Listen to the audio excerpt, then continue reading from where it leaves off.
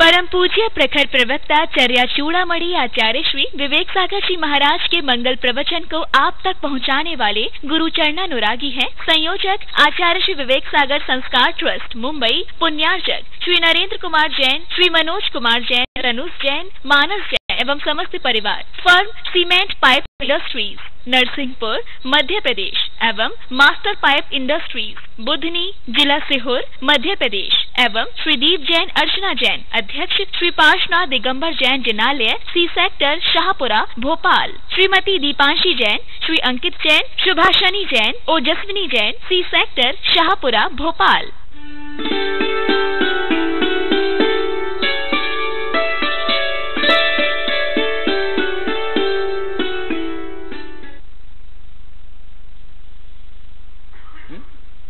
सुखी कब रह सकते हैं? देवरानी जिठानी को गाली देती रहे तो जिठानी उनकी गाली को ग्रहण ही नहीं करे। सूरज सबसे अच्छा उदाहरण मिलता है। सूरज नीचे से सूरज के ऊपर कोई कितनी भी धूल फूल फेंकता रहे, सूरज के ऊपर कितनी भी धूल फेंको,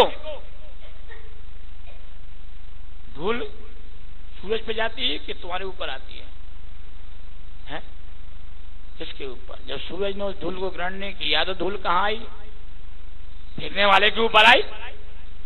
अगर सूरज धूल को ग्रहण कर लेता तो फेंकने वाले के ऊपर धूल गिरती क्या? ऐसी तो बुराइयां हैं कि बुराइयों को जब हम ग्रहण नहीं करेंगे दूसरे की, तो क्या हमारे पास आएंगे? वापस उसी के पास चली जाएगी। एक बार एक व्यक्ति महात्मा गांधी के पास पहुंचा और महात्मा गांधी को गाली देने लगा। महात्मा गांधी को गाली देने लगा तो महात्मा गांधी ने उस व्यक्ति से कहा, भाई एक मिनट मेरी सुन ले, फिर तो जितनी गालियां देना वो उतनी गालियां दे दो। वो व्यक्ति रुका, महात्मा गांधी की बात को सुनने लगा। महात्मा गांधी की बात को सुनने लगा। महात्मा गांधी ने उस व्यक्ति से कहा, भाई कोई वस्तु है, अगर मैं तुम्हें देता हूं और तुम उस वस्तु को नहीं लोगे तो वस्तु किसके पास रहेगी? किसके पास रहेगी? जो दे रहा उसी के पास तो रहेगी कि जबरदस्ती सामने वाले के पास पहुंच जाएगी? पहुंचेगी?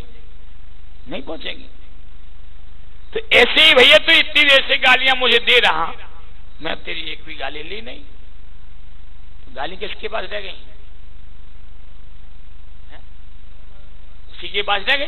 उसी का मुख खराब हुआ, उसी के परिणाम खराब हुए और उसी के कर्माशय हुआ। तो ऐसे ही कोई व्यक्ति भी हमें कुछ देता है और हम उसे ना लें तो हमारे पास तो आने का कोई काम ही नहीं है, उसी के पास रह जाएगा और हमें टेंशन भी नहीं होने वाली नहीं। कोई गाली हुई दे तो हम नहीं ग्रहण करेंगे तो हमें टेंशन नहीं होगा। कोई बुरी बात भी कहेगा हम नहीं ग्रहण करेंगे तो हमें टेंशन नहीं होगा, है? नहीं होगा। इसलिए मनुष्य को सुखी रहना है तो उसकी सबसे बड़ी बहादुरी तो यही है कि कोई उससे बुरी वस्तु दे और ग्रहण न करे। सबसे बड़ी बहादुरी उस व्यक्ति की है, सबसे बड़ी समझदारी भी है। और थोड़ा सा दिया और हमने ग्रहण कर लिया तो क्या होगा? हम टेंशन में आ जाते हैं, डिप्रेशन में आ जाते हैं। तो इस डॉक्टर को दिखाओ, उस डॉक्टर को दिखाओ, इसकी गोलियां खाओ, उसकी गोलियां खाओ, खाते रहो सारे जीवन भर।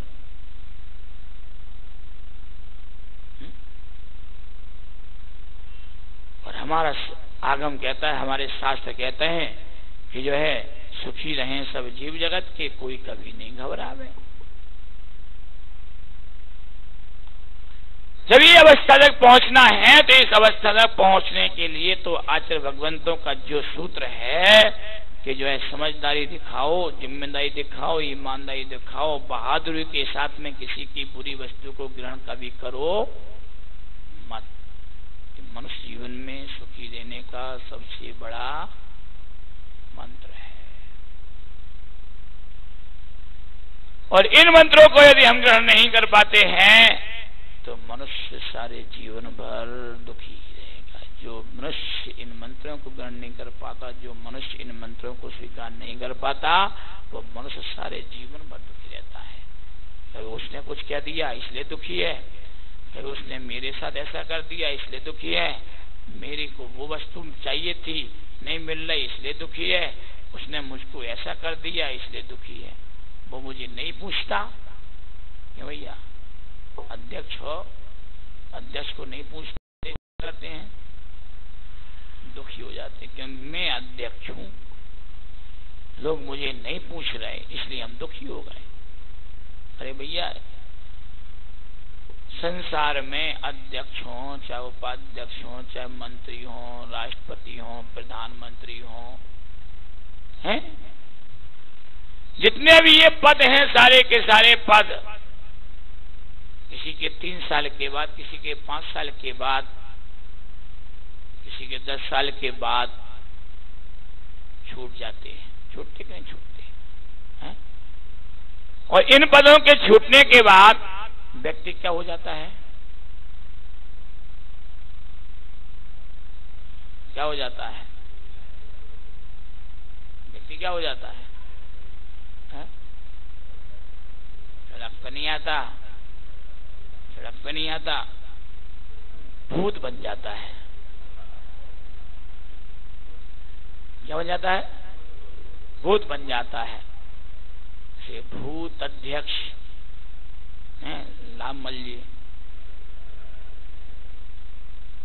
कुछ दिन के बाद अशोक कुमार जी भूत अध्यक्ष कहलाएंगे। ये सारे पद, जितने पद हैं, जिन पदों में हमारी मान प्रतिष्ठा बढ़ रही थी, ये सारे पद हमारे लिए क्या बन करके आए? भूत बना करके जाते हैं। नहीं जाते? भूतपूर्व राष्ट्रपति, भूतपूर्व प्रधानमंत्री, भूतपूर्व मुख्यमंत्री, सारे पद क्या बना के गए? भूत।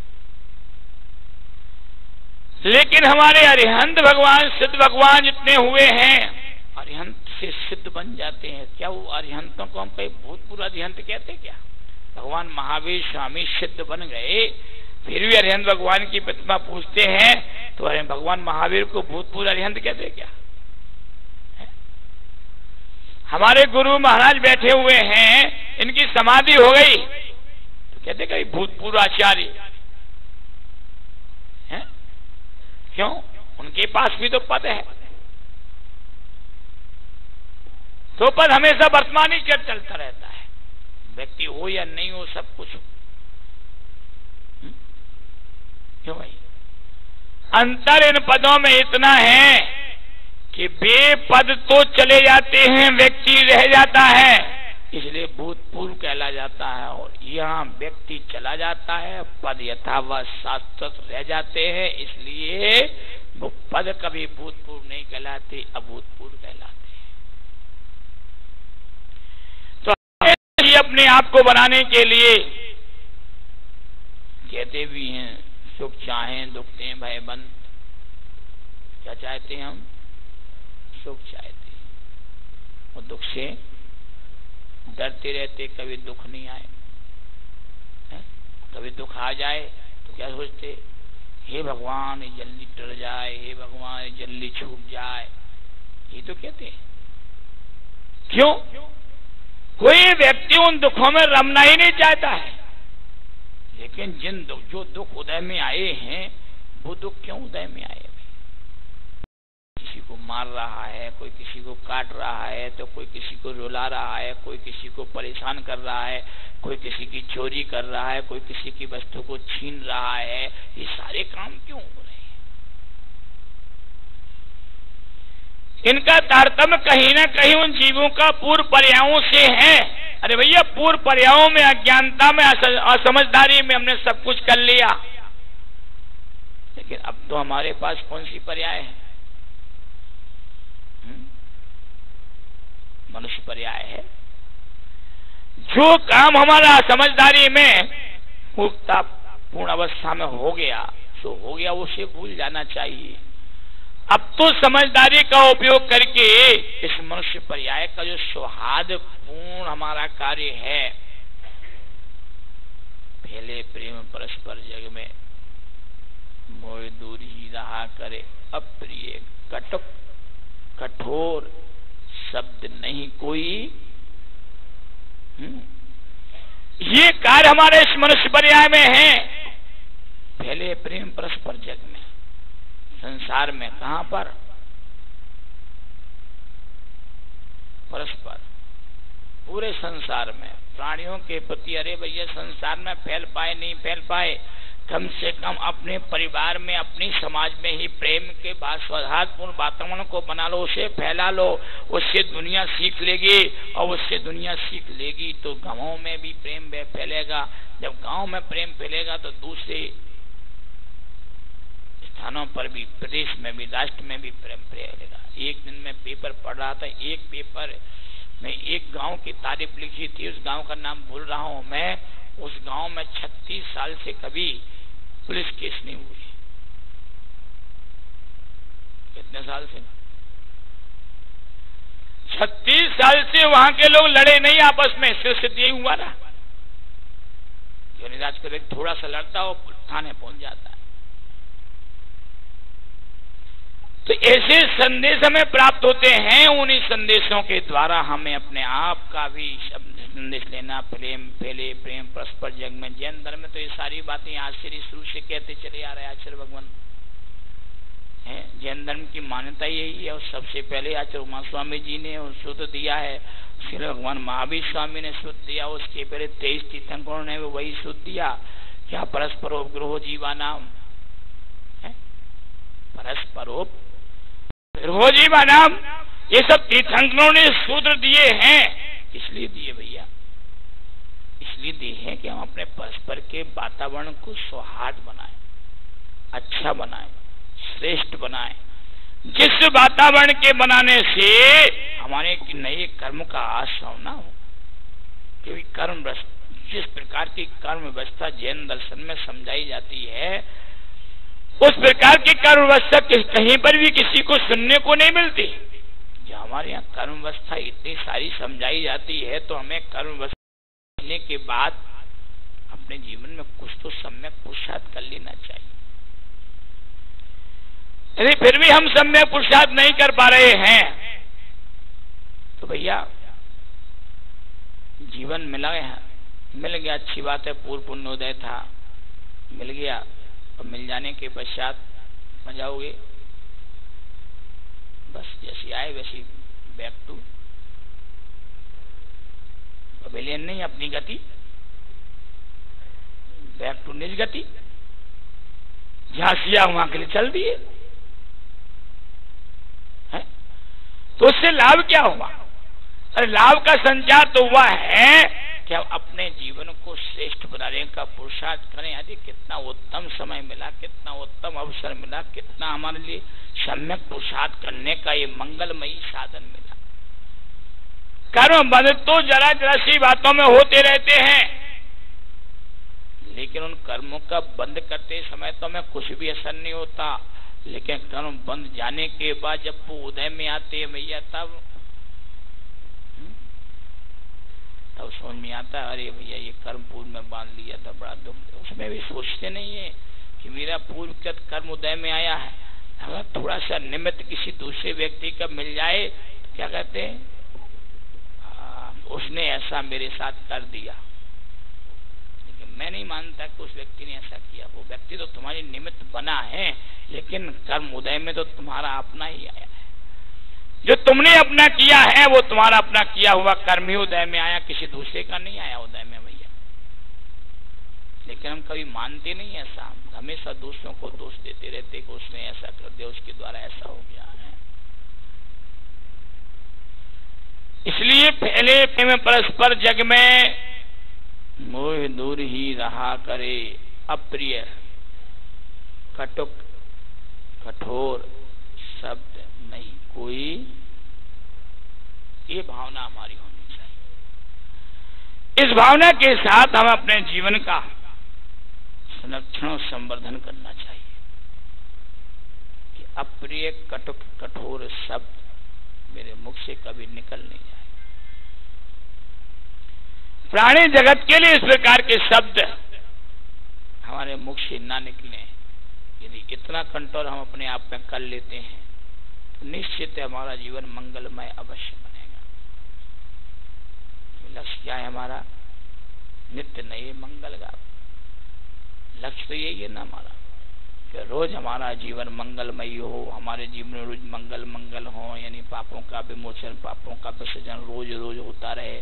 हमारे जीवन की जो भी नई सुबह हो वो प्रत्येक सुबह हमारे लिए पुरुषार्थदायी बने, श्रेष्ठ पुरुषार्थदायी बने, हमारे जीवन में सुख लेकर के आए, हमारे जीवन में शांति लेकर के आए।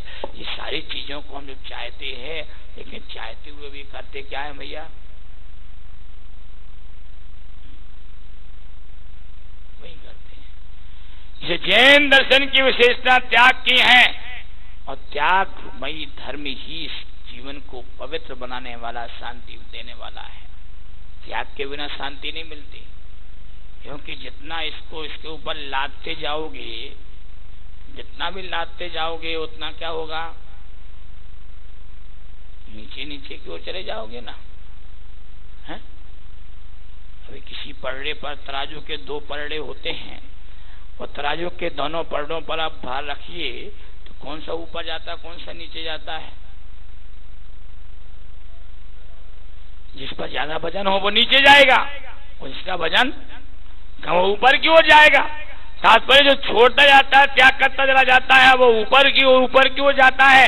इसलिए तो जितने भी ऋषि मुनि हुए, अरिहंत भगवंत हुए, तीर्थंकर भगवंत हुए हैं, उन्होंने अपने जीवन में त्याग की परंपरा को अपनाया, और इस त्याग की परंपरा को अपनाए, इसके कारण से वे कहां गए? ऊपर क्यों चले गए? ब्रह्म चक्रवर्ती, शुभम चक्रवर्ती, रावण के जीवों ने त्याग नहीं किया, वे ग्रहण करते गए, तो कहां गए? पाताल लोक में चले, नीचे का राज्य कर रहे, वहां की यात्रा कर रहे। विचार करो कि जैन दर्शन कितना महान दर्शन है तुम्हें ऊपर उठाने के, क्योंकि हर व्यक्ति की आकांक्षा क्या रहती है भाई?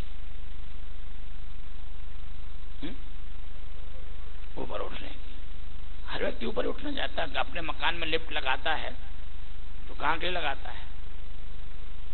ऊपर जाने के लगाता है ना, कि जो है ऊपर की मंजिल तक हम पहुंच जाए, इसलिए लिफ्ट लगाई गई है, कि ऊपर से नीचे आने के लिए लिफ्ट लगाई गई। नीचे से ऊपर जाने के लिए लिफ्ट लगाई गई, क्योंकि ऊपर की मंजिल दिख रही, कि ऊपर की मंजिल इतनी ऊंची है, इसलिए वहां जाना है, इसलिए लिफ्ट लगाई गई। बाकी तो उसमें बैठ के भी नीचे आ जाते हैं, तो उद्देश्य क्या रहता है? ऊपर की मंजिल तक जाना है, इसलिए लिफ्ट लगाई गई। जिस मकान में ये 1-2 मंजिल बनी उसमें लिफ्ट लगती क्या? इसलिए लिफ्ट नहीं लगती, तो वहां ज्यादा ऊपर जाने का काम ही नहीं है।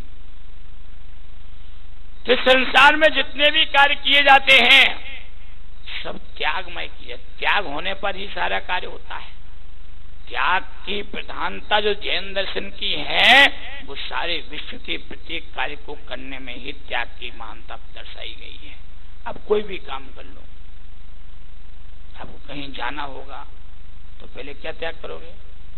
अपने घर का त्याग करो। घर का त्याग किए बिना नहीं जा सकते। आपको मंदिर के अंदर प्रवेश करना है तो आपको अपने जूते चप्पल बाहर त्याग करना ही पड़ेगा, है?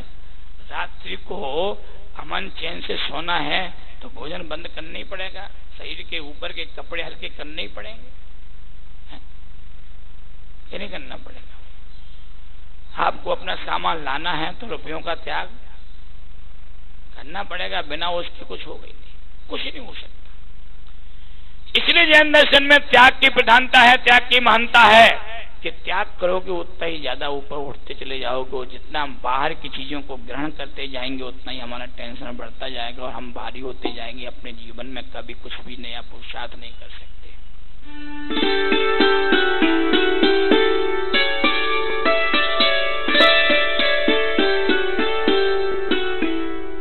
परम पूज्य प्रखर प्रवक्ता चर्या चूड़ामणि आचार्य श्री विवेक सागर जी महाराज के मंगल प्रवचन को आप तक पहुंचाने वाले गुरु चरणानुरागी थे संयोजक आचार्य श्री विवेक सागर संस्कार ट्रस्ट मुंबई, पुण्यार्चक श्री नरेंद्र कुमार जैन, श्री मनोज कुमार जैन, तनुज जैन, मानस जैन एवं समस्त परिवार। Firm cement pipe industries, Narsinghpur, Madhya Pradesh एवं मास्टर पाइप इंडस्ट्रीज, बुधनी, जिला सीहोर, मध्य प्रदेश एवं श्री दीप जैन, अर्चना जैन, अध्यक्ष श्री पार्श्वनाथ दिगंबर जैन जिनालय, सी सेक्टर, शाहपुरा, भोपाल, श्रीमती दीपांशी जैन, श्री अंकित जैन, शुभाशनी जैन, ओजस्विनी जैन, सी सेक्टर, शाहपुरा, भोपाल।